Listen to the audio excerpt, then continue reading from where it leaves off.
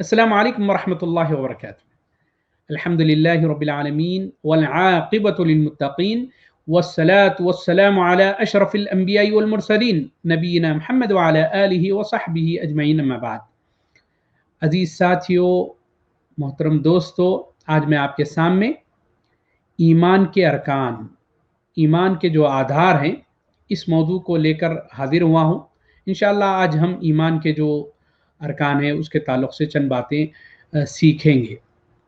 سب سے پہلے میں اپنے موضوع پہ آنے سے پہلے میں بتا دوں کہ ایمان کا مفہوم کیا ہے۔ ایمان تین چیزوں کا نام ہے، جسے عربی زبان میں کہتے ہیں اعتقاد بالجنان، قول باللسان، عمل بالارکان، کہ دل سے تصدیق کرنا، زبان سے اقرار کرنا اور عمل سے اس کو ثابت، اعضاء اپنے جسم کے جو باڈی پارٹس ہے اس سے عمل کر کے دکھانا۔ یہ تین چیزیں جب ملتی ہے تو اسے ایمان کہتے ہیں۔ یعنی آج سمجھ لیجئے کہ زبان کی ایمان سے مراد تمام ارکان کا اقرار ہے۔ جو ایمان ہم انشاءاللہ ابھی آپ کے سامنے ذکر کریں گے، ان تمام چیزوں کا اقرار کرنا ہے اور دل سے ان کی تصدیق کرنا ہے، دل سے اس کو یقین کے ساتھ۔ ایمان کا دوسرا نام ہے یقین، یعنی اس کی تصدیق کرنا، اس پر یقین کرنا۔ مثلا اللہ پر ایمان سے مراد اللہ کی ربوبیت پر، اللہ کی الوہیت پر اور اس کے تمام اسماء و صفات میں اس کی وحدانیت کا زبان سے اقرار کرنا، اور دل میں یہ عقیدہ رکھنا کہ وہ اکیلا ساری کائنات کا خالق، مالک، حاکم، رازق، مدبر، اور عبادت بھی اسی کے لیے لائق ہے اور اس کا کوئی شریک نہیں ہے۔ اس طرح وہ اپنے اسماء و صفات میں یکتا ہے، اور یہ کہ ایمان کی تعریف میں دل کے یہ اعمال بھی شامل ہے۔ مثلا اللہ سے محبت کرنا، اللہ سے ڈرنا، اللہ پر بھروسہ کرنا، اللہ کی طرف رجوع کرنا، یہ تمام چیزیں ایمان میں شامل ہے۔ اب آتے ہیں آپ کے سامنے ایمان کی جو ارکان ہیں اس کے بارے میں بات کریں گے۔ محترم عزیز دوستو، کہ ایمان کے ارکان 6 ہیں۔ ایمان کے ارکان 6 ہیں، ایمان کے جو آدھار ہیں وہ 6 ہیں۔ پہلا ہے اللہ پر ایمان لانا، دوسرا اللہ کی کتابوں پر ایمان لانا، تیسرا ہے تمام رسولوں اور انبیاء پر ایمان، چوتھا ہے فرشتوں پر ایمان لانا، پانچواں ہے آخرت کے دن پر ایمان لانا، اور چھٹا آخری ہے تقدیر پر ایمان لانا، یعنی اچھی اور بری تقدیر پر ایمان لانا۔ جیسا کہ اللہ رب العالمین کا سورہ بقرہ میں اللہ رب العالمین کا ارشاد ہے وَلَكِنَّ الْبِرَّ مَنْ آمَنَ بِاللَّهِ وَالْيَوْمِ الْآخِرِ وَالْمَلَائِكَةِ وَالْكِتَابِ وَالنَّبِيِّينَ۔ در حقیقت نیکی تو یہ ہے کہ انسان اللہ پر، قیامت کے دن پر، فرشتوں پر، کتابوں پر اور تمام نبیوں پر ایمان لائے۔ یہاں تقدیر کا ذکر دوسری آیت میں کیا گیا ہے، یہاں 5 جو ایمان کے ارکان ہیں اس کو ذکر کیا گیا ہے۔ چلیے اب ایک ایک رکن کی طرف ہم آگے بڑھتے ہیں۔ پہلا ہے اللہ پر ایمان لانا۔ اللہ پر ایمان لانا 3 چیزوں پر اعتقاد رکھنے کا نام ہے، یعنی ہمارا 3 چیزیں کا عقیدہ ہونا چاہیے۔ اللہ پر ایمان سے مراد اس بات کا عقیدہ رکھنا کہ اس پوری کائنات کا رب ایک ہی ہے، اس پوری کائنات کا، پوری یونیورس کا گاڈ ایک ہی گاڈ ہے، اور وہ اکیلا ہے، خالق ہے، مالک ہے۔ وہی تمام امور جو ہے دنیا میں پیش جو آتے ہیں اسی کو چلانے والا وہی ہے۔ جتنے کائنات میں جو کچھ ہوتا ہے اس کو تصرف کرنے والا وہی اکیلا ہے، اور روزی کا دینے والا، فائدہ نقصان، زندگی موت، زندہ کرنا مارنا، نفع و نقصان کا مالک، آسمان سے بارش کو برسانا، زمین سے کھیتی کو اگانا، تمام انسانوں کی، تمام مخلوقات کی ضرورت کو پورا کرنا، یہ تمام، جس کو چاہے عزت دینا، جس کو چاہے ذلیل کر دینا، جس کو چاہے بادشاہت نواز دینا، بادشاہت دے دینا، جس کو چاہے کیا ہے فقیر بنا دینا، یہ تمام کام اللہ رب العالمین کے کام ہیں، اور اس کے کاموں میں کوئی شریک نہیں ہے۔ ہر چیز پر وہ قدرت رکھنے والا ہے اور ہر چیز کو وہ جاننے والا ہے، اور وہ کیا ہے کسی کا محتاج نہیں ہے، بلکہ تمام مخلوقات جو ہے اس کی محتاج ہے، تمام مخلوقات اس کی محتاج ہے، اور اس کے جیسا کوئی نہیں ہے، اس کا ہمسر کوئی نہیں ہے۔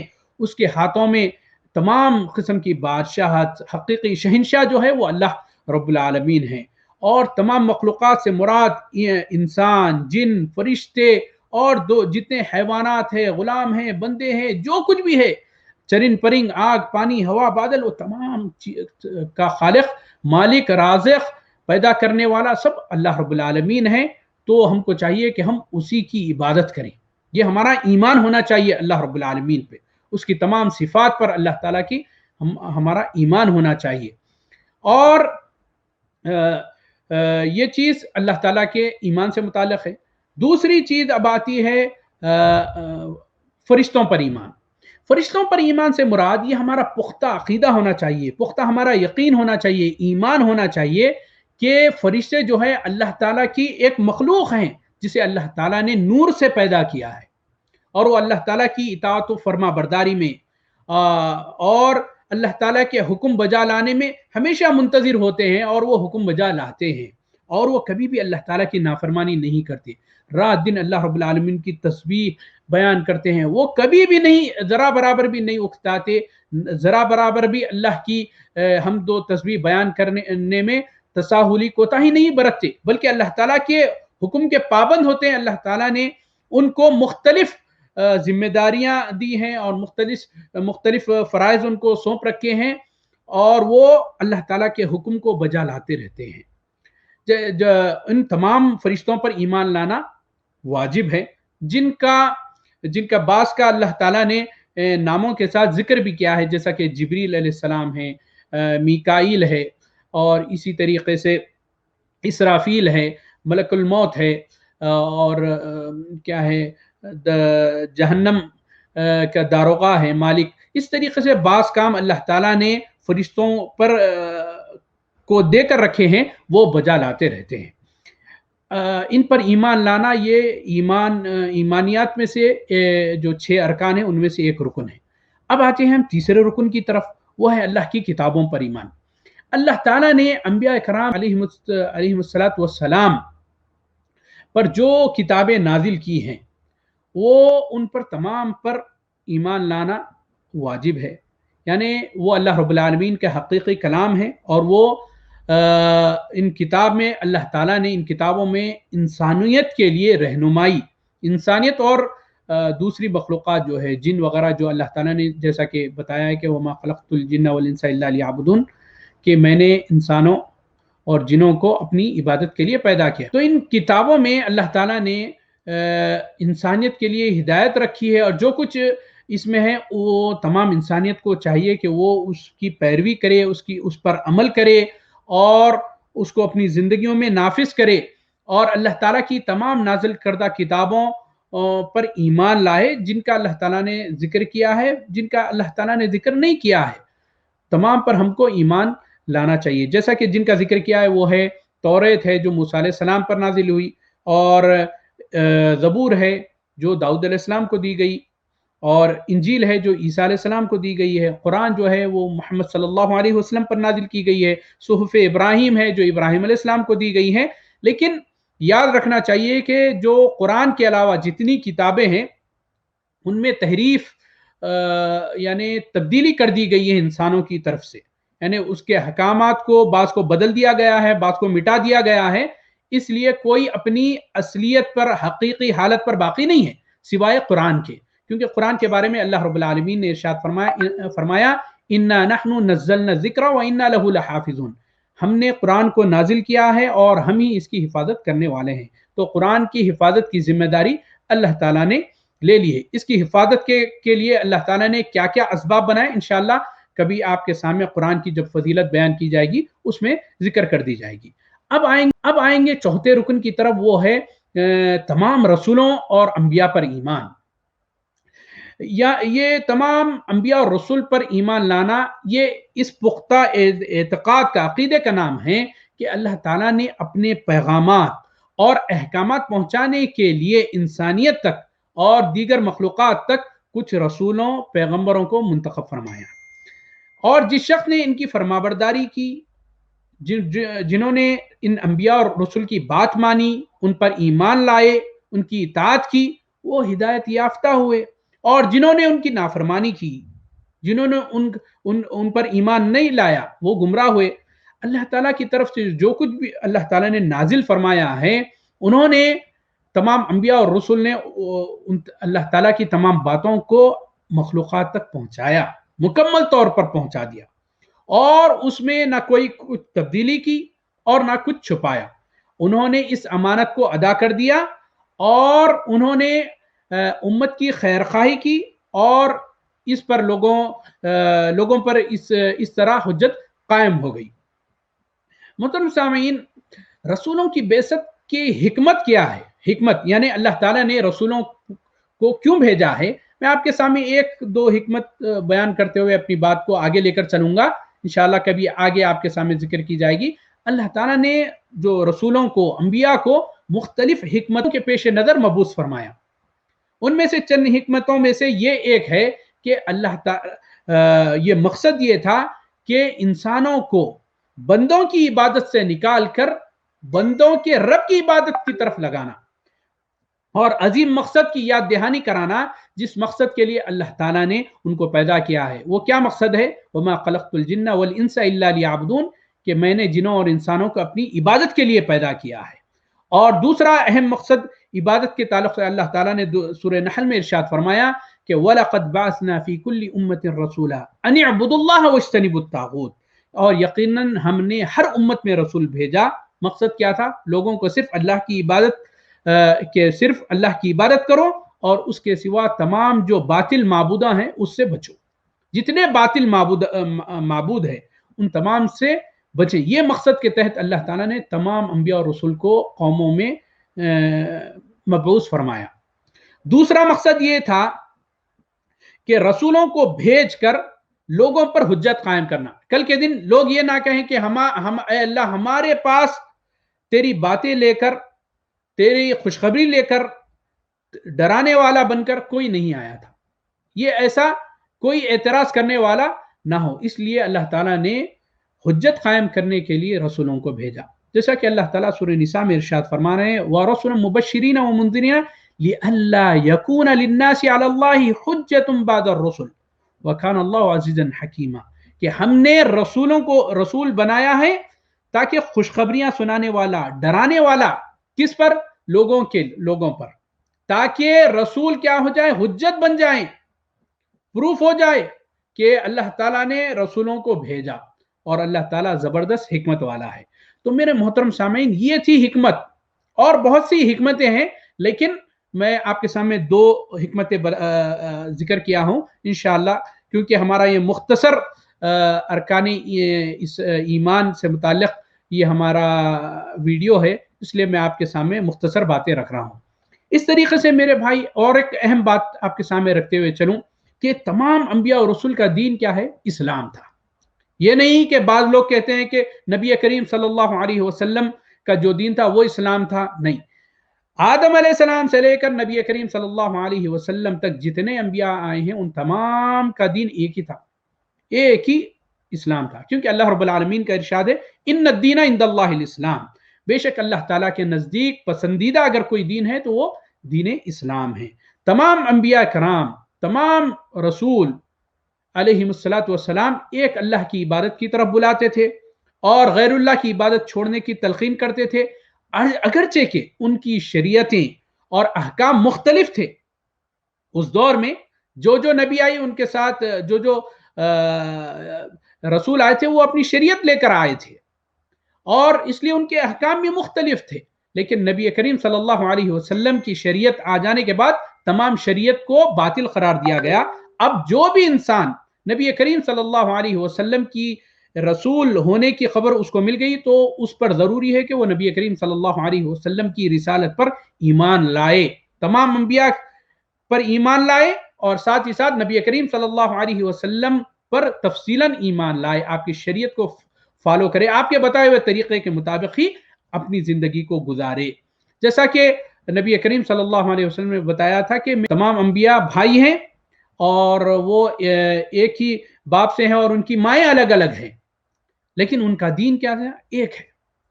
اور اسی طریقے سے ایک آپ کے سامنے وضاحت کر دوں کہ تمام جتنے نبی، جتنے رسول آئے ہیں وہ تمام کے تمام انسان تھے، انسان ہیں، کوئی ایسا نہیں ہے کہ جن تھا، کوئی नूर फरिश्ता था, ऐसा नहीं है कोई नूर था, बल्कि तमाम के तमाम आदम अलैहिस्सलाम से लेकर मोहम्मद सल्लल्लाहु अलैहि वसल्लम तक जितने अंबिया और रसूल आए वो तमाम के तमाम बशर थे। उनके पास किसी के पास गैब का इल्म नहीं था।